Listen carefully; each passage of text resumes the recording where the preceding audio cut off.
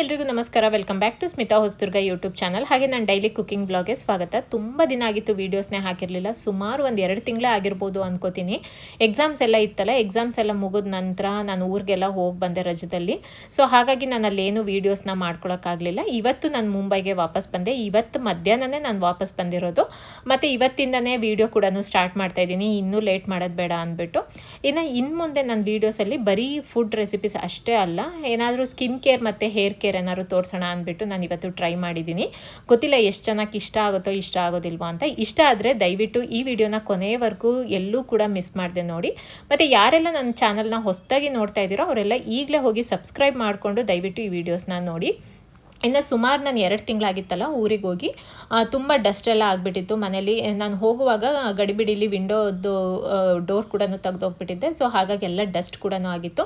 ನಾನು ಮನೆಯೆಲ್ಲ ಕ್ಲೀನ್ ಮಾಡ್ಕೊಳ್ಳೋ ಅಷ್ಟೊತ್ತಿಗೆ ಸಂಜೆನೇ ಆಗೋಗ್ಬಿಡ್ತು. ಸಂಜೆಯಿಂದ ಮನೆಯೆಲ್ಲ ಕ್ಲೀನ್ ಮಾಡಿ ದೇವ್ರ ಪೂಜೆ ಕೂಡ ಮಾಡಿಕೊಂಡೆ. ಇನ್ನು ರಾತ್ರಿ ಏನಾದರೂ ಲೈಟಾಗೆ ಊಟ ಬೇಕು ಅಂತ ನನ್ನ ಹಸ್ಬೆಂಡ್ ಮತ್ತು ನನ್ನ ಮಗ ಹೇಳ್ತಿದ್ರು. ಅದಕ್ಕೆ ಏನಾದರೂ ಲೈಟಾಗೆ ಮಾಡೋಣ ಅಂದ್ಬಿಟ್ಟು ಹೆಸರುಬೇಳೆನ ಒಂದು ಅರ್ಧ ಗಂಟೆ ಮುಂಚೆ ಒಂದು ಕಪ್ಪಲ್ಲಿ ನೆನೆಸಿಟ್ಟಿದ್ದೆ. ಹೆಸರುಬೇಳೆ ಹಾಲನ್ನು ಮಾಡ್ತಾಯಿದ್ದೀನಿ. ಹೆಸರುಬೇಳೆ ಹಾಲು ಅಥವಾ ಪಾಯಸ ಅಂತ ಕೂಡ ಹೇಳ್ಬೋದು. ಇದನ್ನು ಒಂದು ಕುಕ್ಕರಿಗೆ ಹಾಕ್ಕೊಳ್ತಾ ಇದ್ದೀನಿ. ಹಾಗೆ ಇದಕ್ಕೆ ಒಂದು 1/4 ಕಪ್ಪಷ್ಟು ಪಂಪ್ಕಿನ್ನ ಹಾಕ್ಕೊಳ್ತಾ ಇದ್ದೀನಿ. ಕಟ್ ಮಾಡಿಕೊಂಡು ಬೇಯೋಷ್ಟು ನೀರನ್ನು ಹಾಕ್ಕೊಳ್ತಾ ಇದ್ದೀನಿ ಅಷ್ಟೇ. ಇದನ್ನು ಲಿಡ್ನ ಕ್ಲೋಸ್ ಮಾಡಿ ಒಂದು 4-5 ವಿಸಲ್ ಕೂಗಿಸ್ಕೊಳ್ತೀನಿ. ಮತ್ತು ಏನು ಗೊತ್ತಾ, ಇಲ್ಲಿ ಮುಂಬೈಲಿ ಇನ್ನೂ ಒಂದು ಸರಿ ಕೂಡ ಮಳೆನೇ ಬಂದಿಲ್ಲ. ಸಿಕ್ಕಾಪಟ್ಟೆ ಸೆಕೆ ಇದೆ, ಹೀಟ್ ಇದೆ. ಹಾಗಾಗಿ ತಣ್ಣಗೆ ಏನಾದರೂ ಕುಡಿಯೋಣ ಅಂದ್ಬಿಟ್ಟು ಮಾಡ್ಕೊಂಡು ತಿನ್ನೋಣ ಅಂದ್ಬಿಟ್ಟು ಈ ರೆಸಿಪಿನ ನಾನು ಮಾಡ್ತಾ ಇರೋದು. ಈ ಬಿಸಿಲು ಟೈಮಲ್ಲೆಲ್ಲ ತುಂಬಾ ಚೆನ್ನಾಗಿರುತ್ತೆ. ಹೆಸರುಬೇಳೆ ತುಂಬ ತಂಪಾಗಿರೋದ್ರಿಂದ ದೇಹಕ್ಕೂ ಕೂಡ ಒಳ್ಳೆಯದು. ಇನ್ನು ಒಂದು 4-5 ವಿಸಲ್ ಆದ ನಂತರ ಅಂತ ತೋರಿಸ್ತಾ ಇದ್ದೀನಿ ನೋಡಿ. ಇಲ್ಲಿ ಎಲ್ಲ ಸಾಫ್ಟಾಗಿ ಬೆಂದಿದೆ, ಪಂಪ್ಕಿನ್ ಕೂಡ ಸಾಫ್ಟಾಗಿ ಬೆಂದಿದೆ. ಒಂದು ಸರಿ ಈ ರೀತಿ ಸ್ಮ್ಯಾಶ್ ಮಾಡ್ಕೊಳ್ಳೋಣ. ಇನ್ನು ಈ ಕಡೆ ಬೆಲ್ಲ ಕರಗಿಸ್ಕೊಳ್ಳೋಣ. ಒಂದು ಪಾತ್ರೆಯಲ್ಲಿ 1 ಕಪ್ಪಷ್ಟು ಬೆಲ್ಲನ ತೊಗೊಂಡಿದ್ದೀನಿ. ನಾನು ಸ್ವಲ್ಪ ಇಲ್ಲಿ ಸ್ವೀಟ್ನ ಕಡಿಮೆನೇ ಮಾಡ್ಕೊಳ್ತೀನಿ. ನಿಮಗೆ ಇನ್ನು ಸ್ವಲ್ಪ ಬೇಕು ಅನ್ಸರೆ ಇನ್ನೊಂದು 1/4 ಕಪ್ಪನ್ನ ಹಾಕ್ಕೊಳ್ಳಿ. ಬೆಲ್ಲ ಕರಗೋ ಅಷ್ಟು ನೀರನ್ನು ಹಾಕಿಬಿಟ್ಟು ಬೆಲ್ಲನ ಕರಗಿಸ್ಕೊಳ್ತೀನಿ. ಪಾಕ ಆಗೋದೇನು ಬೇಡ, ಜಸ್ಟ್ ಕರಗಿದ್ರೆ ಆಯಿತು. ಇನ್ನು ಕರಗಿದ ನಂತರ ಬೇಯಿಸಿ ಸ್ಮ್ಯಾಶ್ ಮಾಡಿಟ್ಕೊಂಡಿರೋ ಹೆಸರುಬೇಳೆ ಮತ್ತು ಪಂಪ್ಕಿನ್ಗೆ ಈ ಬೆಲ್ಲದನ್ನ ಸೋಸ್ಬಿಟ್ಟು ಹಾಕ್ಕೊಳ್ತೀನಿ. ಹಾಗೆ 1/4 ಲೋಟ ನೀರನ್ನು ಸೇರಿಸ್ಕೊಳ್ತೀನಿ. ಒಂದ್ಸರಿ ಎಲ್ಲದನ್ನು ಮಿಕ್ಸ್ ಮಾಡಿ ಇದನ್ನು ಒಂದು ಕುದಿ ಕುದಿಸ್ಕೊಳ್ಬೇಕು. ಯಾಕಂದರೆ ನಾನು ಆಮೇಲೆ ಹಾಲು ಕೂಡ ಹಾಕ್ಕೊಳ್ತೀನಿ. ಹಾಗಾಗಿ ಬೆಲ್ಲ ಹಾಕಿರೋದ್ರಿಂದ ಒಡೆದೋಗೋ ಚಾನ್ಸಸ್ ಇರುತ್ತೆ. ಅದಕ್ಕೆ ಒಂದು ಕುದಿ ಕುದಿಸ್ಕೊಳ್ಬೇಕು. ಒಂದು ಕುದಿ ಕುದ್ದಿದ ನಂತರ ಒಂದು ಅರ್ಧ ಲೋಟ ಹಾಲನ್ನು ಹಾಕ್ಕೊಳ್ತೀನಿ. ಹಾಗೆ 1 ಚಮಚ ಏಲಕ್ಕಿ ಪುಡಿನ ಹಾಕ್ಕೊಳ್ತೀನಿ. ಇವಾಗ ಚೆನ್ನಾಗಿ ಮಿಕ್ಸ್ ಮಾಡಿಕೊಂಡು ಮತ್ತೆ ಒಂದು ಕುದಿ ಕುದಿಸ್ಕೊಳ್ಳೋಣ. ತುಂಬ ಚೆನ್ನಾಗಿರುತ್ತೆ, ತುಂಬ ಸಿಂಪಲ್ ಆಗಿರುತ್ತೆ. ಮತ್ತು ಇದು ಬಿಸಿ ಇರುವಾಗ ಕುಡಿಬಾರ್ದು, ಸ್ವಲ್ಪ ತಣ್ಣಗಾದ್ಮೇಲೆ ಕುಡಿದ್ರೆ ತುಂಬಾ ಚೆನ್ನಾಗಿರುತ್ತೆ ಟೇಸ್ಟು, ಕುಡಿಯೋಕ್ಕೂ ಚೆನ್ನಾಗಿರುತ್ತೆ. ಹಾಗೆ ತುಂಬ ಲೈಟ್ ಫುಡ್ ಅಂತಲೂ ಹೇಳ್ಬೋದು. ಸೊ ಇದನ್ನು ಒಂದು ಕುದಿ ಕುದಿಸ್ಕೊಂಡು ಅದನ್ನು ಸೈಡಲ್ಲಿ ಇಟ್ಕೊಳ್ತೀನಿ, ತಣ್ಣಗಾಗಲಿಕ್ಕೆ ಇಟ್ಕೊಳ್ಳೋಣ. ಇನ್ನು ಊರಿಂದ ಬರುವಾಗಲೇ ಮಡಕೆ ಕಾಳನ್ನು ತೊಗೊಂಡು ಬಂದುಬಿಟ್ಟಿದ್ದೆ. ಹೋದ ತಕ್ಷಣ ಏನು ತರಕಾರಿ ತೊಗೊಳಕ್ಕಾಗಲ್ಲ ಅಂದ್ಬಿಟ್ಟು ಅಮ್ಮ ಎಲ್ಲ ಕಳಿಸಿದ್ರು. ಅಂದರೆ ರಾತ್ರಿಗೆ ಎಷ್ಟು ಬೇಕೋ ಅಷ್ಟು ಮಾತ್ರ ತೊಗೊಂಡು ಬಂದಿದ್ದೆ. ನೆಕ್ಸ್ಟ್ ಡೇ ಹೋಗ್ಬಿಟ್ಟು ಫ್ರೆಶ್ ಆಗಿ ತೊಗೊಂಬರೋಣ ಅಂತ. ಸೊ ಅದ್ರ ಜೊತೆ ನೆಂಚ್ಕೊಳ್ಳೋಕ್ಕೆ ಅಂತ ಮಡಕೆ ಕಾಳಿನ ಪಲ್ಯ ಕೂಡ ಮಾಡ್ಕೊಳ್ತಾ ಇದ್ದೆ. ಮಡಕೆ ಕಾಳಿನ ಪಲ್ಯ ತುಂಬಾ ಈಸಿ ಮಾಡ್ಕೊಳ್ಳೋದು. ಒಂದು ಪ್ಯಾನ್ಗೆ ಅರ್ಧ ಚಮಚ ಎಣ್ಣೆ ಹಾಕ್ಕೊಳ್ತೀನಿ. ಎಣ್ಣೆ ಬಿಸಿ ಆದ ನಂತರ ಸಾಸಿವೆ, ಕರಿಬೇವು ಮತ್ತು ಈರುಳ್ಳಿನ ಹಾಕಿ, ಈರುಳ್ಳಿ ಲೈಟ್ ಗೋಲ್ಡನ್ ಬ್ರೌನ್ ಕಲರ್ ಆಗೋವರೆಗೂ ಫ್ರೈ ಮಾಡಿಕೊಂಡು ಸ್ವಲ್ಪ ಖಾರದ ಪುಡಿ ಮತ್ತು ರುಚಿಗೆ ಉಪ್ಪನ್ನು ಹಾಕಿ ಅದನ್ನು 1-2 ನಿಮಿಷ ಫ್ರೈ ಮಾಡ್ಕೊಳ್ತೀನಿ. ತುಂಬ ಫ್ರೈ ಮಾಡ್ಕೊಳ್ಬಾರ್ದು, ಲೋ ಫ್ಲೇಮಲ್ಲಿ ಇಟ್ಕೊಂಡು ಫ್ರೈ ಮಾಡ್ಕೊಳ್ಬೇಕು. ಅದು ಹಸಿ ವಾಸನೆ ಸ್ವಲ್ಪ ಹೋಗಬೇಕು. ಇನ್ನು ಅದೆಲ್ಲ ಫ್ರೈ ಆಗಿದ ನಂತರ ಮಡಕೆ ಕಾಳನ್ನು ಹಾಕಿ 1-2 ಸ್ಪೂನ್ ಅಷ್ಟು ನೀರನ್ನು ಹಾಕ್ಕೊಳ್ತೀನಿ. ತುಂಬ ನೀರು ಹಾಕೋದು ಏನು ಬೇಡ, ಅದೇ ಹವೆಲ್ಲೇ ಬೆಂದ್ಕೊಳ್ಳುತ್ತೆ. ಇದನ್ನು 1-2 ನಿಮಿಷ ಬೇಯಿಸ್ಕೊಳ್ಬೇಕಷ್ಟೇ. ತುಂಬಾ ಬೇಯಿಸ್ಕೊಂಡ್ರೆ ಚೆನ್ನಾಗಿರಲ್ಲ. ಹಾಗಾಗಿ 1-2 ನಿಮಿಷ ಬೇಯಿಸ್ಕೊಂಡಿದ್ದೀನಿ. ಇವಾಗ ಲಾಸ್ಟಲ್ಲಿ ಸ್ವಲ್ಪ ಕಟ್ ಮಾಡಿರೋ ಕೊತ್ತಂಬರಿ ಸೊಪ್ಪನ್ನು ಹಾಕ್ಕೊಂಡು ಮಿಕ್ಸ್ ಮಾಡಿಕೊಂಡ್ರೆ ಟೇಸ್ಟಿಯಾಗಿರೋ ಹಾಗೆ ಹೆಲ್ದಿಯಾಗಿರೋ ಮಡಕೆ ಕಾಳಿನ ಪಲ್ಯ ರೆಡಿ ಆಗುತ್ತೆ. ಇದನ್ನು ನೀವು ಮಕ್ಕಳು ಸ್ನ್ಯಾಕ್ಸ್ ಬಾಕ್ಸಿಗೆಲ್ಲ ಕೊಡ್ಬೋದು, ತುಂಬ ಚೆನ್ನಾಗಿರುತ್ತೆ. ಮಾಡ್ಕೊಳ್ಳೋದು ಕೂಡ ತುಂಬಾ ಸಿಂಪಲ್ಲು. ಇನ್ನೇನು ಇವಾಗ ಸ್ಕೂಲ್ ಸ್ಟಾರ್ಟ್ ಆಯಿತು. ಈ ಕಡೆ ಪಾಯಸ ಅಥವಾ ಹೆಸರುಬೇಳೆ ಹಾಲು ಕೂಡ ತಣ್ಣಗಾಯಿತು. ನಾನು ಯೂಶಲಿ ಇದನ್ನು ಫ್ರಿಜ್ಜಲ್ಲಿ ಇಟ್ಕೊಂಡ್ರೆ ಕುಡಿತೀನಿ, ಚೆನ್ನಾಗಿರುತ್ತೆ, ನನಗೆ ಇಷ್ಟ ಆಗುತ್ತೆ. ಹಾಗಾಗಿ ತಣ್ಣಗಾದ್ಮೇಲೆ ಚೆನ್ನಾಗಿರುತ್ತಲ್ಲ.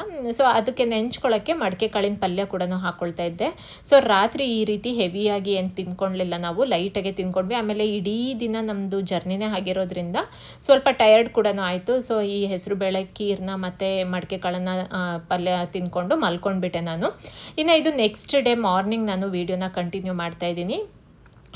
ಬೆಳಗ್ಗೆನೇ ಎದ್ಬಿಟ್ಟು ತರಕಾರಿ ಮತ್ತು ಹಣ್ಣೆಲ್ಲ ತೊಗೊಂಡು ಬಂದುಬಿಡೋಣ ಅಂದ್ಬಿಟ್ಟು ನಮ್ಮ ಮನೆಗೆ ಹತ್ತಿರನೇ ಒಂದು ಕಿಸಾನ್ ಕನೆಕ್ಟ್ ಅಂತ ಒಂದು ಶಾಪ್ ಇದೆ. ಅಲ್ಲಿಗೆ ಹೋಗಿ ತರಕಾರಿ ಮತ್ತು ಹಣ್ಣೆಲ್ಲ ಏನೇನು ಬೇಕೋ ಅದನ್ನೆಲ್ಲ ತೊಗೊಂಡು ಬಂದೆ. ಅಲ್ಲಿ ತುಂಬ ಚೆನ್ನಾಗಿ ಫ್ರೆಶ್ಶಾಗಿ ಸಿಗುತ್ತೆ ಮತ್ತು ಬೆಳಗ್ಗೆನೇ ಹೋಗಬೇಕು, ಹಾಗಾದರೆ ನಮಗೆ ಫ್ರೆಶ್ಶಾಗಿ ಸಿಗುತ್ತೆ. ಸೊ ಅದನ್ನು ಕೂಡ ಕೆಲಸ ಮುಗಿಸ್ಕೊಂಡು ಬಂದುಬಿಡೋಣ ಅಂದ್ಬಿಟ್ಟು ತರಕಾರಿ ಮತ್ತು ಹಣ್ಣೆಲ್ಲ ತೊಗೊಂಡು ಬರ್ತಾ ದಾರಿಲ್ಲೇ ಹಾಲಿಂದ ಈ ರೀತಿ ಯಾವಾಗಲೂ ಇಟ್ಕೊಂಡಿರ್ತಾರೆ ಬೆಳಗ್ಗೆ ಹೊತ್ತು, ತುಂಬ ಕಡೆ ಇಟ್ಕೊಂಡಿರ್ತಾರೆ. ಸೊ ಅಲ್ಲೇ ಹಾಲು ಕೂಡ ತೊಗೊಂಡು ಬಂದುಬಿಟ್ಟೆ. ನಾವಿಲ್ಲಿ ಗೋಕುಲ್ ಅನ್ನೋ ಹಾಲನ್ನು ಯೂಸ್ ಮಾಡ್ತೀನಿ. ಇಷ್ಟು ದಿನ ಅಲ್ಲಿ ನಂದಿನಿ ಹಾಲನ್ನು ಯೂಸ್ ಮಾಡ್ತಾ ಇದ್ವಿ ಊರಲ್ಲಿ, ಈಗ ಅದನ್ನೆಲ್ಲ ಮಿಸ್ ಮಾಡ್ಕೋತೀನಿ ಸ್ವಲ್ಪ. ಇನ್ನು ಹಾಲನ್ನೆಲ್ಲ ತೊಗೊಂಡು ಬಂದೆ. ಇನ್ನು ತಿಂಡಿ ಎಲ್ಲ ಮಾಡಿಬಿಟ್ಟು ಏನಾದ್ರು ಒಂದು ಸ್ಕಿನ್ ಕೇರ್ ಮಾಡ್ಕೊಳ್ಳೋಣ. ತುಂಬ ದಿನ ಆಗಿತ್ತಲ್ಲ, 2 ತಿಂಗಳಾಗಿತ್ತು ಸುಮಾರು ಬಿಸಿಲಲ್ಲೆಲ್ಲ ಸುತ್ತಾಡಿ ಏನು ಕೇರೆ ಮಾಡ್ಕೊಂಡಿರಲಿಲ್ಲ. ಅದಕ್ಕೆ ಕೊರಿಯನ್ ಸ್ಟೈಲಲ್ಲಿ ಸ್ಕಿನ್ ಕೇರ್ ಮಾಡ್ಕೊಳ್ಳೋಣ ಅಂದ್ಬಿಟ್ಟು ಮಾಡ್ಕೊಳ್ತಾ ಇದ್ದೆ. ಏನಿಲ್ಲ, 1 ಚಮಚ ಅಕ್ಕಿ ಹಿಟ್ಟಿಗೆ 1/4 ಚಮಚ ಜೇನುತುಪ್ಪ ಮತ್ತು ಒಂದು 2-3 ಚಮಚ ಹಾಲನ್ನು ಹಾಕ್ಕೊಂಡಿದ್ದೀನಿ. ಇವಾಗ ಚೆನ್ನಾಗಿ ಅದನ್ನು ಗಂಟು ಹೋಗೋವರೆಗೂ ಚೆನ್ನಾಗಿ ಮಿಕ್ಸ್ ಮಾಡ್ಕೊಳ್ಬೇಕು. ಈ ಕನ್ಸಿಸ್ಟೆನ್ಸಿಲಿ ಮಿಕ್ಸ್ ಮಾಡಿಕೊಂಡು ಅಪ್ಲೈ ಮಾಡ್ಕೊಳ್ತೀನಿ. ಇನ್ನು ಹೇರ್ ಕೇರ್ ಕೂಡ ಏನೂ ಮಾಡಿಕೊಂಡೇ ಇಲ್ಲ ನಾನು. ಸುಮಾರು ಒಂದು 2 ತಿಂಗಳಿಂದ ಸರಿಯಾಗಿ ಎಣ್ಣೆ ಹಚ್ಚಿಲ್ಲ, ಏನು ಕ್ರೀಮ್ಸ್ ಆಗಿರ್ಬೋದು, ಕೇರ್ ಆಗಿರ್ಬೋದು ಏನೂ ಮಾಡ್ಕೊಂಡಿಲ್ಲ. ಸೊ ಇನ್ನು ಮುಂದೆ ಮಾಡ್ಕೊಳ್ಳೋಣ ಅಂದ್ಬಿಟ್ಟು ಟ್ರೈ ಮಾಡ್ತಾಯಿದ್ದೀನಿ. ನಾನು ಯಾವಾಗಲೂ ಅಷ್ಟು ಕೇರ್ ಮಾಡಲ್ಲ, ಸ್ಕಿನ್ ಕೇರ್ ಹೇರ್ ಕೇರ್ ಎಲ್ಲ. ಆದರೆ ಇನ್ನು ಏಜ್ ಆಗ್ತಾ ಇದೆಯಲ್ಲ, ಸ್ವಲ್ಪ ಇದ್ರ ಬಗ್ಗೆ ಗಮನ ಕೊಡೋಣ ಅಂದ್ಬಿಟ್ಟು ಮಾಡ್ತಾಯಿದ್ದೀನಿ. ಇನ್ನು ನನಗೆ ಮುಂಚೆನೇ ಸ್ವಲ್ಪ ಪಿಂಪಲ್ಲು ಮಾರ್ಕ್ಸ್ ಎಲ್ಲ ಇತ್ತು, ಮತ್ತು ಕೆಲವೊಂದೆಲ್ಲ ಸೂಟ್ ಆಗೋಲ್ಲ. ನಂದು ಆಯಿಲಿ ಸ್ಕಿನ್ ಆಗಿರೋದ್ರಿಂದ ಅಷ್ಟು ಎಲ್ಲದೂ ಸೂಟ್ ಆಗೋಲ್ಲ. ಹಾಗಾಗಿ ಇಷ್ಟು ದಿನ ಏನೂ ಮಾಡ್ತಾ ಇರಲಿಲ್ಲ. ನೋಡೋಣ ಇನ್ನು ಮುಂದೆ ಟ್ರೈ ಮಾಡೋಣ ಅಂತ ಮಾಡ್ತಾಯಿದ್ದೀನಿ. ಮತ್ತು ಇದು ಕೊರಿಯನ್ ಸ್ಕಿನ್ ಕೇರ್ ಏನೇ ಇದ್ದರೂ ಸ್ವಲ್ಪ ಗ್ಲಾಸಿ ಫಿನಿಶಿಂಗ್ ಕೊಡುತ್ತೆ, ಹಾಗಾಗಿ ಇದನ್ನೇ ಟ್ರೈ ಮಾಡೋಣ ಅಂದ್ಬಿಟ್ಟು ಮಾಡ್ತಾಯಿದ್ದೀನಿ. ತುಂಬ ಚೆನ್ನಾಗಿ ಎಲ್ಲ ಮಿಕ್ಸ್ ಮಾಡಿಕೊಂಡು ಈ ರೀತಿ ಅಪ್ಲೈ ಮಾಡ್ಕೊಳ್ಬೇಕು. ಯಾವಾಗಲೂ ಕೆಳಗಿಂದ ಹಿಂಗೆ ಮೇಲಕ್ಕೆ ಹಚ್ಕೋಬೇಕು. ಯಾವುದೇ ಕ್ರೀಮ್ ಆಗಲಿ ಮೇಲಿಂದ ಕೆಳಗೆ ಕೈನ ತರಬಾರ್ದು, ಯಾವಾಗಲೂ ಈ ರೀತಿ ಹಚ್ಕೋಬೇಕು. ಇದನ್ನು ಹಚ್ಕೊಂಡು ತುಂಬ ಹೊತ್ತು ಏನು ಬಿಡೋದು ಬೇಡ, ಒಂದು 10ರಿಂದ 15 ನಿಮಿಷ ಬಿಟ್ಕೊಂಡ್ರೆ ಸಾಕಾಗುತ್ತೆ. ಇನ್ನು ಮುಂದೆ ಯೂಶಲಿ ನನ್ನ ಪ್ರತಿಯೊಂದು ವೀಡಿಯೋಸಲ್ಲೂ ಒಂದಾದರೂ ಸ್ಕಿನ್ ಕೇರ್ ಅಥವಾ ಹೇರ್ ಕೇರ್ ನಿಮಗೆ ತೋರಿಸ್ತೀನಿ. ಇದು ರಿಸಲ್ಟ್ ಕೂಡ ತುಂಬಾ ಚೆನ್ನಾಗಿ ಬಂದಿತ್ತು. ಆವಾಗಲೇ ಹೇಳ್ದಂಗೆ ಸ್ವಲ್ಪ ಕೊರಿಯನ್ ಅವ್ರದ್ದೆಲ್ಲ ಚೆನ್ನಾಗಿರುತ್ತೆ, ಸ್ವಲ್ಪ ಗ್ಲಾಸಿ ಫಿನಿಶಿಂಗ್ ಇರುತ್ತೆ. ಹಾಗಾಗಿ ಇದನ್ನು ನಾನು ಟ್ರೈ ಮಾಡ್ತಾಯಿದ್ದೀನಿ. ಮತ್ತು ಇದರಲ್ಲಿ ಯಾವುದೇ ರೀತಿ ಕೆಮಿಕಲ್ಸ್ ಇಲ್ಲದ್ರಿಂದ ಕಣ್ಣಿಗೂ ಹತ್ತಿರ, ಮೂಗಿಗೆ ಹತ್ತಿರ ಎಲ್ಲ ಹಚ್ಕೊಳ್ಬೋದು, ಏನೂ ಪ್ರಾಬ್ಲಮ್ ಇಲ್ಲ. ಇದನ್ನು ನೀವು 1 ವಾರದಲ್ಲಿ 2 ದಿನ ಅಥವಾ 3 ದಿನ ಕೂಡ ಅಪ್ಲೈ ಮಾಡ್ಬೋದು. ಏನು ಹೊರಗಡೆದಿಲ್ದಲೇ ಹೋಮ್ ಮೇಡೇ ಆಗಿರೋದ್ರಿಂದ ಅಪ್ಲೈ ಮಾಡ್ಬೋದು. ಮತ್ತು ತುಂಬ ಚೆನ್ನಾಗಿರುತ್ತೆ ರಿಸಲ್ಟ್ ಕೂಡ. ನೀವು ಕೂಡ ಇದನ್ನು ಟ್ರೈ ಮಾಡಿ ನೋಡಿ. ಹಾಗೆ ರಿಸಲ್ಟ್ನ ನಾನು ಕಮೆಂಟ್ ಸೆಕ್ಷನಲ್ಲಿ ಕಮೆಂಟ್ ಮಾಡಿ ತಿಳಿಸಿ. ಆಮೇಲೆ ಇನ್ನೂ ಹೆಚ್ಚು ನಾನು ಸ್ಕಿನ್ ಕೇರ್ನ ನಿಮಗೆ ಹೇರ್ ಕೇರ್ನ ಕೊಡ್ತಾ ಹೋಗ್ತೀನಿ ವೀಡಿಯೋಸಲ್ಲಿ. ಒಂದು 15 ನಿಮಿಷ ಬಿಟ್ಕೊಳ್ತೀನಿ ನಾನು. ಒಂದು 15 ನಿಮಿಷ ಆದ ನಂತರ ತೋರಿಸ್ತಾ ಇದ್ದೀನಿ ನೋಡಿ. ಇಲ್ಲಿ ಎಲ್ಲ ಚೆನ್ನಾಗಿ ಡ್ರೈ ಆಗಿದೆ. ಇವಾಗ ಇದನ್ನು ವಾಶ್ ಮಾಡ್ಕೊಳ್ಳೋಣ. ಇವಾಗ ನೀವು ಏನು ಸೋಪನ್ನ ಹಚ್ಚಬಾರ್ದು, ಹಾಗೆ ನೀರಲ್ಲೇ ಸ್ವಲ್ಪ ಈ ರೀತಿ ಸ್ಕ್ರಬ್ ಥರ ಮಾಡಿಬಿಟ್ಟು ವಾಶ್ ಮಾಡ್ಕೊಳ್ಬೇಕು. ನೋಡ್ತಾ ಇರ್ಬೋದು ಆಗಲೇ ರಿಸಲ್ಟು ಎಷ್ಟು ಚೆನ್ನಾಗಿ ಶೈನಿಂಗ್ ಅನ್ನಿಸ್ತಾ ಇದೆ, ಗ್ಲೋ ಅನ್ನಿಸ್ತಾ ಇದೆ ಫೇಸ್ ಎಲ್ಲ. ನನಗಂತೂ ತುಂಬಾ ಇಷ್ಟ ಆಯಿತು. ಇದನ್ನು ನಾನು ಕಂಟಿನ್ಯೂ ಮಾಡೋಣ ಅಂತ ಅಂದ್ಕೊಂಡಿದ್ದೀನಿ. ತುಂಬ ಚೆನ್ನಾಗಿತ್ತು ರಿಸಲ್ಟು. ಸೊ ಇದು ಸಾಟರ್ಡೇ ನಾನು ಅಲ್ಲಿಗೆ ವಿಡಿಯೋನ ಸ್ಟಾಪ್ ಮಾಡಿದೆ. ಇನ್ನು ನಾನು ಸಂಡೇ ವ್ಲಾಗ್ನ ಸ್ಟಾರ್ಟ್ ಮಾಡ್ತಾಯಿದ್ದೀನಿ. ಸಂಡೇ ಬೆಳಗ್ಗೆ ತಿಂಡಿಗೆ ಉಪ್ಪಿಟ್ಟು ಮಾಡ್ಕೊಂಡಿದ್ದೆ. ಇನ್ನು ಮಧ್ಯಾಹ್ನ ಊಟಕ್ಕೆ ನಾಟಿ ಕೋಳಿ ಸಾರು ಮಾಡೋಣ ಅಂದ್ಬಿಟ್ಟು ನಾಟಿ ಕೋಳಿ ತೊಗೊಂಡು ಬಂದರು ಹಸ್ಬೆಂಡು. ಅದು 1 kg ಅಷ್ಟು ನಾಟಿ ಕೋಳಿ ಇತ್ತು. ಸೊ ಅದನ್ನೇ ಸಾರು ಮಾಡೋಣ ಅಂದ್ಬಿಟ್ಟು ಮಾಡ್ತಾಯಿದ್ದೆ. ಇನ್ನು ಚಿಕನ್ನ ನಾನು 2 ಸರಿ ಚೆನ್ನಾಗಿ ತೊಳ್ಕೊಬೇಕು. ಸ್ವಲ್ಪ ಉಪ್ಪನ್ನ ಹಾಕಿಬಿಟ್ಟು ತೊಳೆದ್ರೆ ಸ್ವಲ್ಪ ಈ ವಾಸನೆ ಎಲ್ಲ ಇರೋದಿಲ್ಲ. ಹಾಗಾಗಿ ಉಪ್ಪನ್ನು ಹಾಕಿ 2 ಸರಿ ಚೆನ್ನಾಗಿ ಚಿಕನ್ನ ತೊಳ್ಕೊಳ್ಬೇಕು. ಬರೀ ನಾಟಿ ಕೋಳಿ ತಂದಿದ್ರು, ಹಾಗಾಗಿ ಸಾರನ್ನೇ ಮಾಡಿಬಿಡೋಣ ಅಂತ ಅಂದ್ಕೊಂಡೆ. ನನ್ನ ಮಗಂಗೆ ಯೂಶಲಿ ನಾಟಿ ಕೋಳಿ ಇಷ್ಟ ಆಗೋಲ್ಲ, ಅವನಿಗೆ ಬೈಲರ್ ಕೋಳಿ ಅಂದರೆ ಈ ಫ್ರೈ ಥರ ಇಷ್ಟ ಆಗುತ್ತೆ, ಸಾರೆಲ್ಲ ಅಷ್ಟು ಇಷ್ಟ ಆಗೋದಿಲ್ಲ. ಅವ್ನು ಬಂದು ಮಧ್ಯದಲ್ಲಿ ಫ್ರೈ ಮಾಡು ಅಂತಿದ್ದ. ಬಟ್ ನಾಟಿ ಕೋಳಿಗೆ ಫ್ರೈಗಿಂತ ಸಾರಾದ್ರೇ ಚೆನ್ನಾಗಿರುತ್ತಲ್ಲ, ಮುದ್ದೆಗಂತೂ ಸಖತ್ತಾಗಿರುತ್ತೆ ಅಂದ್ಬಿಟ್ಟು ಸಾರೇ ಮಾಡಿಬಿಡೋಣ, ಟೈಮ್ ಬೇರೆ ಆಗಿದೆ ಅಂತ ಅಂದ್ಬಿಟ್ಟು ಸಾರನ್ನೇ ಮಾಡ್ಕೊಳ್ತಾ ಇದ್ದೆ. ಇನ್ನು ಚಿಕನ್ನ ನೀರನ್ನ ಬಸಿಲಿಕ್ಕೆ ಇಟ್ಕೊಳ್ತೀನಿ. ಅದರಲ್ಲಿ ನೀರಿನ ಅಂಶ ಏನೂ ಇರಬಾರ್ದು. ಈ ರೀತಿ ತಟ್ಟೆ ಕೆಳಗೆ ಒಂದು ಸ್ವಲ್ಪ ಸ್ಪೂನ್ ಏನಾದ್ರು ಇಟ್ಬಿಟ್ಟು ನೀರನ್ನು ಬಸ್ಕೊಳ್ಳೋಕ್ಕೆ ಬಿಡಿ. ಇನ್ನು ತೆಂಗಿನಕಾಯಿನ ತುರ್ಕೊಳ್ತಾ ಇದ್ದೀನಿ. ಮತ್ತು ಈ ಚಿಕನ್ ಸಾರಿಗಾಗಿರಲಿ ಅಥವಾ ಮಸಾಲ ಸಾರಿಗಾಗಿರಲಿ ಯಾವುದಕ್ಕೆ ಕೂಡ ಕಾಯಿ ಜಾಸ್ತಿ ಹಾಕೋಬಾರ್ದು. ಕಾಯಿ ಜಾಸ್ತಿ ಆದರೆ ಸ್ವೀಟ್ ಆಗಿಬಿಡುತ್ತೆ ಸಾರು, ಆಮೇಲೆ ಒಂಥರ ಕಾಯಿ ಗೊಜ್ಜು ಥರನೇ ಆಗಿಬಿಡುತ್ತೆ. ಹಾಗಾಗಿ ಒಂದು 2ರಿಂದ 3 ಚಮಚ ಅಷ್ಟೇ ತೆಂಗಿನ ತುರಿನ ಹಾಕ್ಕೊಳ್ಬೇಕು. ಇನ್ನು ನಾಟಿ ಕೋಳಿ ಸಾರನ್ನು ಹೇಗೆ ಮಾಡೋದಂತ ತೋರಿಸ್ತಾ ಇದ್ದೀನಿ. ಒಂದು ಪ್ಯಾನ್ಗೆ ಒಂದು ಅರ್ಧ ಚಮಚ ಎಣ್ಣೆ ಹಾಕ್ಕೊಳ್ತಾ ಇದ್ದೀನಿ. ಎಣ್ಣೆ ಬಿಸಿ ಆದ ನಂತರ 1 ಏಲಕ್ಕಿ, ಒಂದು 4 ಲವಂಗ, ಒಂದು 3 ತುಂಡು ಚಕ್ಕೆನ ಹಾಕ್ಕೊಳ್ತಾ ಇದ್ದೀನಿ.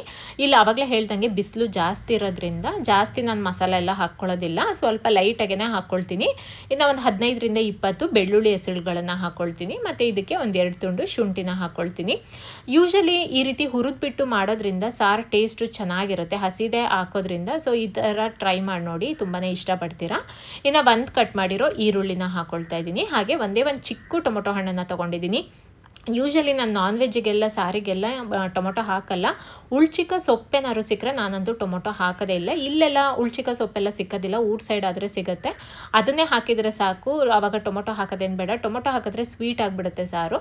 ಹಾಗಾಗಿ ಚಿಕ್ಕ ಟೊಮೊಟೊನೇ ಹಾಕ್ಕೊಳ್ಬೇಕು. ಇನ್ನು ಈರುಳ್ಳಿ ಮತ್ತು ಟೊಮೊಟೊ ಎಲ್ಲ ಸಾಫ್ಟ್ ಆಗೋವರೆಗೂ ಚೆನ್ನಾಗಿ ಫ್ರೈ ಮಾಡ್ಕೊಳ್ಬೇಕು.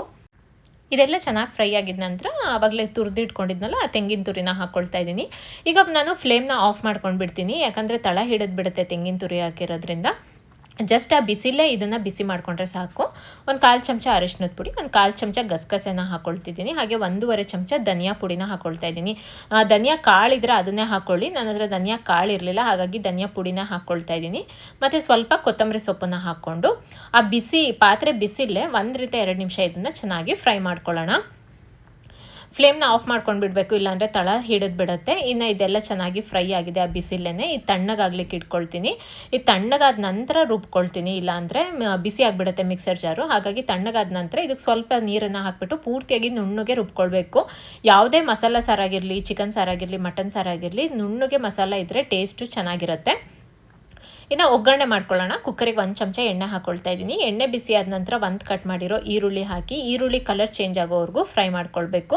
ನೀವು ನೋಡ್ತಾ ಇರ್ಬೋದು, ಆವಾಗಿಂದ ನಾನು ಎಣ್ಣೆ ತುಂಬಾ ಕಡಿಮೆ ಹಾಕ್ಕೊಳ್ತಿದ್ದೀನಿ, ಯಾಕಂದರೆ ಚಿಕನಲ್ಲಿ ತುಂಬ ಫ್ಯಾಟ್ ಇರೋದ್ರಿಂದ ಎಣ್ಣೆ ಇಲ್ಲ ನಾನು ಕಡಿಮೆನೇ ಹಾಕ್ಕೊಳ್ತಾ ಇದ್ದೀನಿ.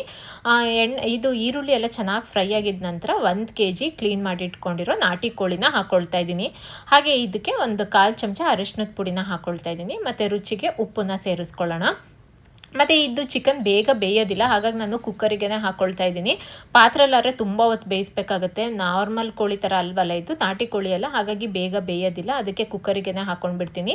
ಇನ್ನು ಈ ಅರಿಶಿನ ಮತ್ತು ಉಪ್ಪಲ್ಲಿ ಚಿಕನ್ನ ಚೆನ್ನಾಗಿ ಗೋಲಿಸ್ಕೊಳ್ಬೇಕು. ಹೈ ಫ್ಲೇಮಲ್ಲೇ ಇಟ್ಕೊಂಡು 4 ರಿಂದ 5 ನಿಮಿಷ ಅದರಲ್ಲಿ ನೀರು ಕಂಪ್ಲೀಟಾಗಿ ಬಿಡೋವರೆಗೂ ಗೋಲಿಸ್ಕೊಳ್ಬೇಕು. ಆವಾಗ ಚೆನ್ನಾಗಿ ಉಪ್ಪೆಲ್ಲ ಹತ್ಕೊಳ್ಳುತ್ತೆ ಚಿಕನ್ನಿಗೆ.